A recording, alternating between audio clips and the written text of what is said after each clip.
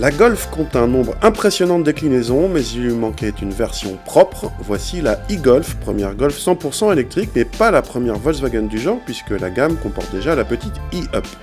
Cette Golf électrique est uniquement disponible en 5 portes. Elle se reconnaît extérieurement à ses sigles explicites, mais aussi à des feux diurnes à LED en forme de C différents de ceux des Golf normales, ou bien à des jantes spécifiques de 16 pouces, ou bien encore au liseré bleu qui court le long de la calandre jusque sur les phares. A l'intérieur, on retrouve bien sûr la planche de bord de la Golf normale, mais avec quelques différences, par exemple au niveau des compteurs. À gauche, pas de compte-tour, mais une jauge de puissance, et à droite, un tachymètre gradué jusqu'à 160 km/h. La sellerie est spécifique, de même que le levier de vitesse. À l'arrière, rien à signaler pour les passagers. La bonne surprise vient du coffre qui garde une contenance très correcte avec 341 décimètres-cubes, grâce à des batteries réparties dans les sous-bassements.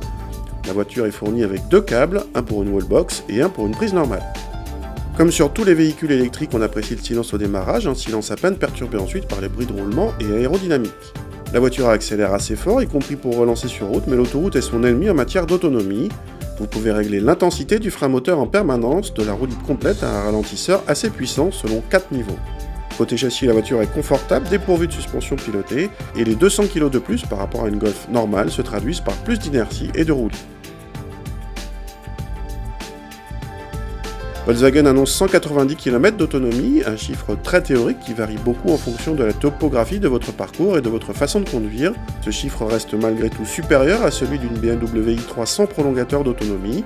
Cependant, on ne peut s'empêcher de comparer cette e-Golf à la version plug-in hybride de la Golf GTE, qui permet de rouler à l'électricité seule pendant 50 km mais passe ensuite au moteur thermique.